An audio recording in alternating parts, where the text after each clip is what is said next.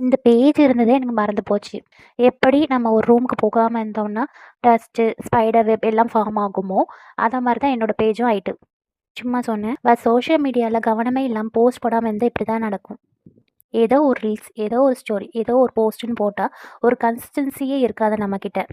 இந்த ஸ்பைடர் வெப்ப பார்க்குறீங்களா? இது வந்து ஒரு சிக்னல் மாரி. எப்படி நம்ம மைண்ட்ல நெறைய கன்ஃப்யூஷன்ஸ் இருக்கோ, அதுதான் இது வெளிப்படுத்துது.